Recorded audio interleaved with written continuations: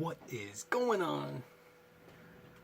Those darn dirty cheaters are back in the competitive Warhammer 40k tournaments in London. If you follow along any of the Facebook groups, there's been now two kind of internet dramas over the London GT, which is, I believe, their major or main biggest 40k tournament. One being they dropped the ball on quality of terrain, and the space that they played in seems super tight. Like, you see people who are almost back to back playing in areas. I'm assuming maybe they weren't allowed to set up on the field, because I'm pretty sure it was at like a soccer stadium. But now the new one is the cheating. Oh my god, cheaters! Yeah, that's pretty silly if you think about it.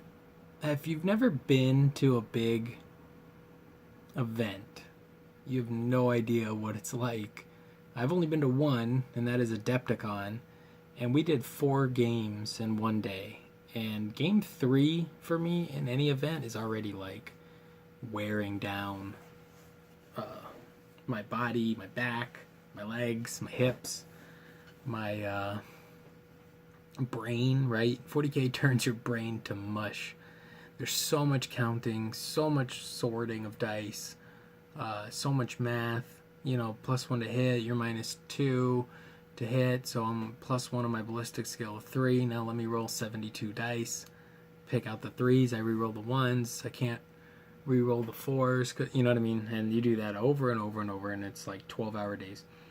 And this guy that everybody's calling a cheater now played like the day before, and then all day. I don't know if this was on Saturday or Sunday, just because I don't care. But yeah, he played all day, and then now he's on stream and everybody's watching him like with a fine-tooth comb or whatever and trying to call him a cheater.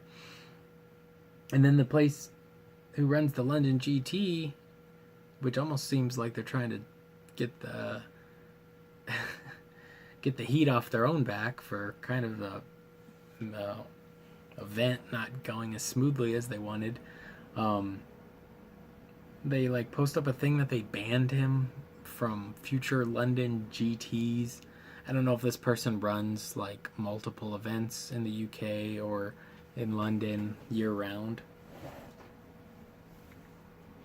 but they banned him because now he's a filthy cheater, and no possible way could he be a human being who played way too much 40k in a weekend and was just ready to be done, but also the pressure of wanting to win another major event. I believe he has won big tournaments before. And then let's think about something. The actual outcomes in a 40k game are infinity, right? Like LVO or whatever, they had to ban a guy because he was like 2 points over, or not ban a guy, but disqualify a guy from a tournament because he was 2 points over. And yeah, I guess there has to be some kind of standard, or else people will purposely push the boundary, you know, oh, oops, I'm 4 points over, oops, I'm 6 points over. But in reality, you're never, ever, ever gonna lose a game because your opponent had 4 more points than you. It's just simply not true. You could probably play games where the person who goes first has 300 points less, and they could still win, you know. It's so, and that's just because dice are random, and you're playing in a 3-dimensional space, measuring in diagonals, and you're rolling hundreds and hundreds of dice per game. So I think the actual calculation of everything that could happen in a 40k game is 1 times infinity, right? There's so much randomness to it. I don't think the things they accused him of were something that he would have been doing all the games to get to that point, especially if he's won previous events. To me, cheating would be not paying for a unit in your army, right? Here's my army list. It's got 12 units of Marines, but because you're not probably going to count them once I deploy them, I deploy 13 units, right? I deploy something I didn't even pay for. And not even 4 points over. I don't care about that at all. But, I have a Thunderhammer on this character and a plasma pistol right at the exact moment I needed a plasma pistol, even though it's not on my army list, right? You're giving them something. That could be cheating, right? Shooting a bunch of Imperial Guard units and then going back and shooting one of them again because your opponent is confused by the amount of units you have, and you purposely shoot them again. But at the same token, you could forget and shoot them again, and I don't think you'd be a cheater. You're just a person playing 40k, and it's super complicated compared to other things. Also, the competitiveness of Warhammer to me is questionable. A lot of these people think it's an eSport, or they want it to be an eSport. I could understand why the ITC would want it to be an eSport per se, because they would be like the NFL if it was like a sport with sponsors, because they're the biggest one in the United States. So they would have a big head start on getting all the money and rewards from that being a super popular thing that people are watching all over the world, compared to like a Madden tournament or a Street Fighter tournament, or I think Smash Bros or Dota or whatever games people play. I'm not really sure. First person shooter games. So they, of course, want it very much to be an esport, and they take it very seriously because it's a big part of their business. So when you get people looking at it from an esport perspective, then they need rules that are like set in stone. And the reality is 40k, there's no precise measurements ever. You're going to try and put the measuring tape over your base, and your opponent's going to say if he thinks it's over his base. And people are going to be wrong a lot of the time because there's never exact, right? If you want that level of exact anything, you should probably be playing computer games. And if you're going to cry about it on the internet all the time, then you probably don't have a lot of people to play with in real life. So yeah, maybe go play some computer games, because I bet you're not a very popular person down at your local game store. So the ITC too, if we want to go into like competition, they will award best painted to somebody who didn't paint their army. That's like telling all the NBA basketball players to come play basketball, and if you want to compete in the painting competition, paint up a basketball and we'll vote on who's the best. But because LeBron James or whoever is super rich, he buys hires an artist of world renown, art fame. He buys a necromancer who resurrects Raphael, who paints his basketball. And now the ITC events will award LeBron James the best painted award because he paid for somebody else to do it. That's the logic here that I can't understand. So you can't just jump and call people cheaters because they made a mistake, but you can award people things for things they don't even do. I don't know. It seems pretty questionable. The rules are a little too open for those kind of accusations, I think, to be thrown around. If you were interested, if you were really competitive in gaming, or you wanted to be like really competitive but not athletically competitive, and you weren't into video games, I feel like you would play chess. there's chess is very, very competitive, and the rules are very clear, and everything works the exact same way every single game, always, forever, online, in person, whatever. Whoever you're playing with anywhere in the world, you probably don't even need to speak the same language to play a game of chess with another person. A world-renowned champion chess player, I can't, Bobby Fischer, maybe? I don't know. Will never, ever lose a game of chess to someone of lower or much lower skill level than them.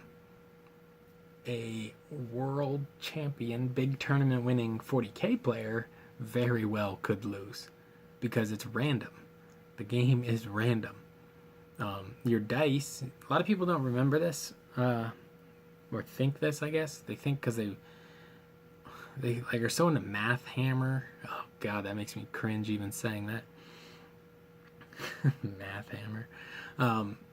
They're so into it, they forget that the dice do not remember what they rolled previously.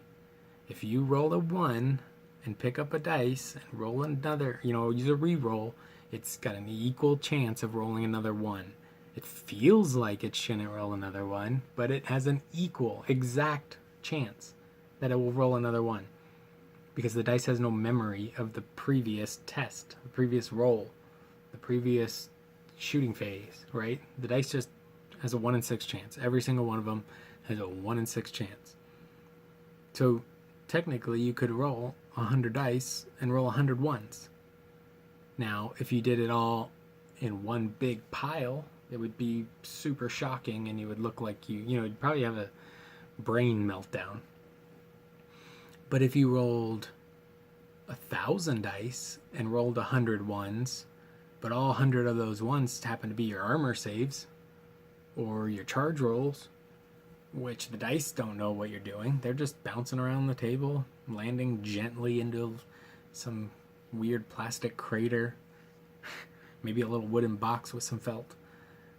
And you would feel like, you were better than your opponent, say, if all your 6s rolled your hits. Now, the big thing, there are some things that make 40k competitive. There's definitely target priority.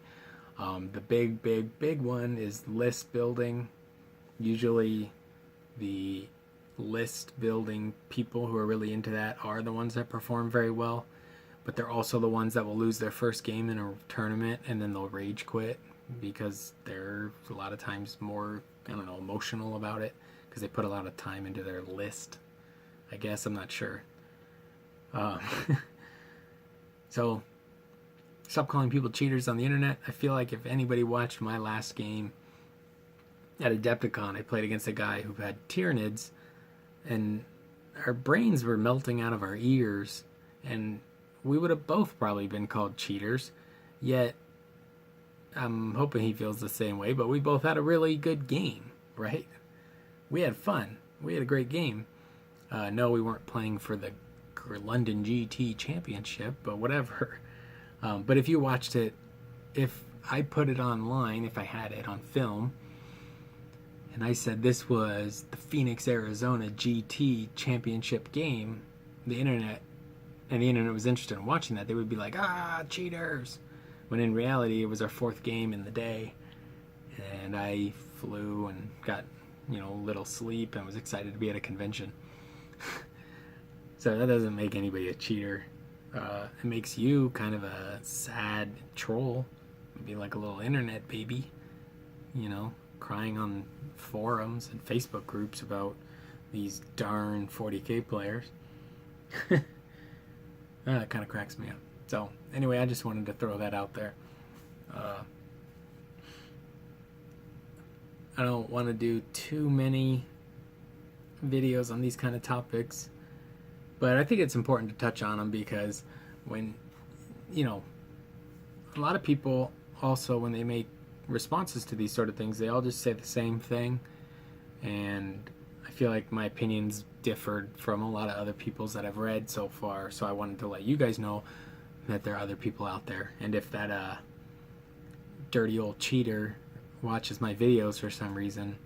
In the Redbeard opinion, is it's all good, man. Whatever, keep winning events.